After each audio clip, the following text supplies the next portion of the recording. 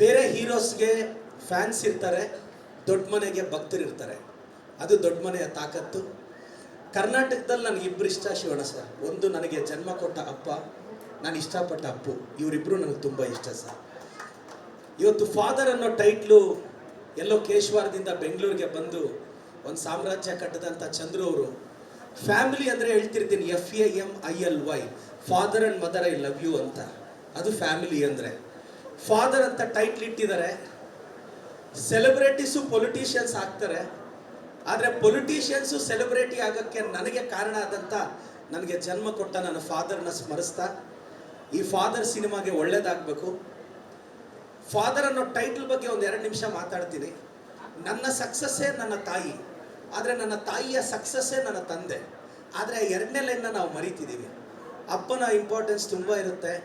ಎದೆ ಹತ್ತಿರಕ್ಕೆ ಬೆಳೆದಂಥ ಮಗ ಬಾನೆತ್ರಕ್ಕೆ ಬೆಳೀಲಿ ಅಂತ. ಕರ್ನಾಟಕದ ಎಲ್ಲ ಹುಡುಗಿರಿಗೆ ಈ ಟೈಟ್ಲ್ ಜೊತೆ ಅಪ್ಪನ ವ್ಯಾಲ್ಯೂ ಹೇಳ್ತೀನಿ. ಚಿಕ್ಕ ವಯಸ್ಸಲ್ಲಿ ಮಗಳನ್ನ ತಂದೆ ಫ್ರಂಟಲ್ಲಿ ಕೂರಿಸ್ಕೊಂಡು ಬೈಕ್ ರೈಡ್ ಮಾಡ್ತಾರೆ. ಯಾಕೆಂದರೆ ಅಪ್ಪಗೆ ಮಗಳು ಯಾವತ್ತೂ ಮುಂದೆ ಇರಬೇಕು ಅಂತ ಆಸೆ. ಬೆಳೆದ ಮೇಲೆ ಬಾಯ್ ಫ್ರೆಂಡ್ ಹುಡುಗಿನ ಹಿಂದೆ ಕೂರಿಸ್ಕೊಂಡು ಓಡಿಸ್ತಾನೆ. ಬಾಯ್ ಫ್ರೆಂಡ್ಗೆ ಯಾವತ್ತೂ ಹುಡುಗಿ ಹಿಂದೆನೇ ಇರಬೇಕು ಅಂತ ಆಸೆ. ಇದು ತಂದೆಗೂ ಬಾಯ್ ಫ್ರೆಂಡ್ಗೆ ಇರೋ ಡಿಫ್ರೆನ್ಸು. ಮೋಸ್ಟ್ಲಿ ಟ್ರಾಲ ಗೊತ್ತಲ್ಲ ಸರ್? ಹಾಂ, ಗೊತ್ತು. ಇದು this is the reason father ಅನ್ನೋ ಟೈಟ್ಲ್ ಬಗ್ಗೆ ಮಾತಾಡ್ತಿದ್ದೀನಿ. ತುಂಬ ಜನ ಬೆಳೆದ ಮೇಲೆ, ಒಂದು ವಯಸ್ಸಿಗೆ ಬಂದಮೇಲೆ ಇಂಥ ಕಾಲೇಜ್ಗೆ ಹಾಕ್ರಿ ಅಂತ ಹೇಳೋದೆ ಅಮ್ಮನ ಕೆಲಸ. ಆ ಕಾಲೇಜಿಗೆ ಫೀಸ್ ಕಟ್ಟೋದು ಅಪ್ಪನ ಜವಾಬ್ದಾರಿ. ಇಂಥ ಹುಡುಗ ಇರಲಿ ಅಂತ ಹೇಳೋದು ಅಮ್ಮನ ಜವಾಬ್ದಾರಿ. ಚೌಲ್ಟ್ರಿಗೆ ಅಡ್ವಾನ್ಸ್ ಕೊಡು, ಸಾಲ ಮಾಡು, ಬಡ್ಡಿ ಕಾಸು ತಗೊಂಬ, ಮುತ್ತೂಟ ಮಣ್ಣಾಪುರಮಲ್ಲೂ ಗೋಲ್ಡ್ ಇಡು, ಇದೆಲ್ಲ ಅಪ್ಪನ ಹೆಗಲಿಗೆ. ಸೊ ಈ ಅಪ್ಪನ ಕಷ್ಟ ಗೊತ್ತಾಗ್ತಿಲ್ಲ. ನೀವು ಭಾಳಷ್ಟು ಜನ ಗಮನಿಸಿರ್ಬೋದು, ಈ ಮದುವೆ ಆದಮೇಲೆ ಮಗಳನ್ನ ಗಂಡನ ಮನೆಗೆ ಕಳಿಸೋವಾಗ ತಾಯಿ ಎಮೋಷ್ನಲ್ ಆಗಿ ಅಳ್ತಿರ್ತಾಳೆ. ಯಾಕೆಂದರೆ ತಾಯಿಗೆ ಭಯ, ಅಯ್ಯೋ ನನ್ನ ಅಳಿಯ ಚೆನ್ನಾಗಿ ನೋಡ್ಕೊತಾ ಇಲ್ವೋ ಮಗಳನ್ನ ಅಂತ. ಆದರೆ ದೂರದಲ್ಲಿ ಅಪ್ಪ ಸೈಲೆಂಟ್ ಆಗಿರ್ತಾರೆ.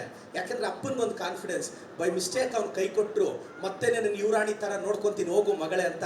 ಆ ಸೈಲೆನ್ಸಲ್ಲೇ ಅಪ್ಪ ಮೆಸೇಜ್ ಪಾಸ್ ಮಾಡಿರ್ತಾರೆ. ಮೋಸ್ಟ್ಲಿ ಈ ಮೆಸೇಜು ಎಷ್ಟು ಜನಕ್ಕೆ ಗೊತ್ತಿರುತ್ತೆ ಅಂತ. ತಂದೆಯ ಬಗ್ಗೆ ಬರೆಯೋಕ್ಕಾಗಲ್ಲ, ವಿವರಿಸೋಕ್ಕಾಗಲ್ಲ, ವಿಶ್ಲೇಷಿಸೋಕ್ಕಾಗಲ್ಲ. ಭಾಳಷ್ಟು ಜನ ಹುಡುಗರು ನಾವು ಮನೆಯಲ್ಲಿ ಯಾವತ್ತಾದ್ರೂ ಕಣ್ಣೀರು ಹಾಕಿದ್ರೆ ಅಮ್ಮ ಬಂದು ಒರೆಸ್ತಾರಲ್ಲ, ಸೂಪರ್. ತಿಂಗಳಿಗೊಂದ್ಸಲ ಅಳ್ಬೋದಾ? ಇಲ್ಲ 6 ತಿಂಗಳಿಗೊಂದ್ಸಲ ಅಳ್ಬೋದಾ? ತಿಂಗಳಿಗೊಂದ್ಸಲ ಕಣ್ಣೀರು ಹಾಕ್ತೀವಿ ಅನ್ಕೊಳ್ಳೋಣ ಚಿಕ್ಕ ವಯಸ್ಸಲ್ಲಿ. ಅಮ್ಮ ಒಂದು 10 ನಿಮಿಷ ನಮ್ಮನ್ನು ಕಣ್ಣೀರು ಕಂಟ್ರೋಲ್ ಮಾಡಿಸ್ತಾರೆ. ಆದರೆ 29 ದಿನನೂ ನಾವು ಅಳ್ದಂಗೆ ಆ ಮನೆಯಲ್ಲಿ ನಮ್ಮನ್ನು ನೋಡ್ಕೊಂಡಿದ್ದ ಅಪ್ಪನೇ ಅಲ್ವಾ? ಸೊ ಇದನ್ನು ನಮ್ಮ ಸೊಸೈಟಿ ನೆನ್ಪಿಟ್ಕೋಬೇಕು ಅಂತ ಹೇಳ್ತಾ, ಚಂದ್ರು ಸರ್ ಧೈರ್ಯವಾಗಿರಿ. ಇಟ್ಟು ಪ್ಲಾಫ್ ಜೊತೆ ಸಂಬಂಧ ಬೇಡ. ನೀವು ನಾವೆಲ್ಲರೂ ಬೆಂಗಳೂರಿಗೆ ಸೋಲಕ್ಕೆ ಬಂದವರು. ಗೆಲುವೆಲ್ಲ ನಮಗೆ ಕಾಂಪ್ಲಿಮೆಂಟ್ರಿನೇ. ಗೆಲುವೆಲ್ಲ ಕಾಂಪ್ಲಿಮೆಂಟ್ರಿನೇ. ನಾವೆಲ್ಲ ಬೆಂಗಳೂರಿಗೆ ಸೋಲಕ್ಕೆ ಬಂದವರು. ನನಗೆ ಗೊತ್ತಿರೋ ಪ್ರಕಾರ ಗೆಲ್ಲಕ್ಕೆ ಬಂದಿರೋರೆಲ್ಲ ಬೆಂಗಳೂರಿಗೆ ಸೋಲ್ತಾ ಇದ್ದಾರೆ. ನಾವು ಸೋಲಕ್ಕೆ ಬಂದು ಗೆಲ್ತಾ ಇದ್ದೀವಿ. ಗೆಲ್ಲಬೇಕು ಅಂದಾಗ ಭಯ ಬರುತ್ತೆ, ಭಯ ಬಂದರೆ ಸೋತೋಗ್ತೀವಿ. ಸೋಲಕ್ಕೆ ರೆಡಿ ಇದ್ದಾಗ ಭಯ ಬರಲ್ಲ, ಗೆದ್ದು ಬಿಡ್ತೀವಿ. ನಾನು ಹಂಗೆ ಅಲ್ವಾ ಗೆದ್ದಿತ್ತು. ನಾವೆಲ್ಲ ಗೆಲ್ಲಬೇಕು ಅಂತಿದ್ದಾಗ ಸ್ವಲ್ಪ ಈ ಜನ್ರೇಷನ್ನು ಒಂದು ಎಷ್ಟೋ ಜನ ನಂತರ ಹುಡುಗರು, ಚಂದ್ರನು ಬೆಂಗಳೂರಿಗೆ ಬಂದು ಕಷ್ಟಪಟ್ಟರು, ನಾನು ಬೆಂಗಳೂರಿಗೆ ಬಂದು ಕಷ್ಟಪಟ್ಟೆ. ಇನ್ನೇನು ಲಗೇಜ್ ಎತ್ಕೊಂಡು ಮೆಜೆಸ್ಟಿಕ್ಕಿಂದನೋ ರೈಲ್ವೆ ಸ್ಟೇಷನಿಂದನೋ ಊರಿಗೆ ವಾಪಸ್ ಹೋಗೋಣ ಅಂದರೆ ಒಂದು 5 ನಿಮಿಷ ಪೇಷನ್ಸ್, ಒಂದು ರೈಟ್ ಟರ್ನ್ ತೊಗೊಂಡ್ರೆ ಹತ್ರದಲ್ಲಿ ವಿಧಾನಸೌಧ ಇದೇನೋ ಅಂತ ನನಗೆ ಗೊತ್ತಾಯಿತು. ಅದಕ್ಕೆ ಮೊನ್ನೆ 10 ತಿಂಗಳಿಂದ MLA ಆಗಿ ಎಲೆಕ್ಟ್ ಆದೆ. ನಾನು ಈ ಸಿನಿಮಾ ತಂಡಕ್ಕೆ ಒಳ್ಳೇದಾಗಲಿ ಅಂತ ಬಯಸ್ತಾ, ಚಂದ್ರು ಸರ್ ಧೈರ್ಯವಾಗಿರಿ, ನೀವು ಗೆದ್ದೇ ಗೆಲ್ತೀರಾ. ವೇದಿಕೆಯಲ್ಲಿ ನಮ್ಮ ಅಹಿಂದ ನಾಯಕರು, ನಮ್ಮ ರೇವಣ್ಣ ಸಾಹೇಬ್ರಿದ್ದಾರೆ. ನಾನು ಇಷ್ಟಪಡೋ ಶಿವಣ್ಣ ಸರು, ಗೀತಕ್ಕನವರು, ನಮ್ಮ MP ಅವರು. ಶಿವಣ್ಣ ಸರ್ ದೊಡ್ಡ ಮನೆಗೆ ಭಕ್ತರೇ ಇರ್ತಾರೆ ಸರ್. ಇದು ನಾನು 5 ವರ್ಷದಿಂದ ಹೇಳ್ತಾ ಬರ್ತಿದ್ದೀನಿ. ಬೇರೆ ಹೀರೋಸ್ಗೆ ಫ್ಯಾನ್ಸು, ದೊಡ್ಡ ಮನೆಗೆ ಭಕ್ತರು ಇರ್ತಾರೆ.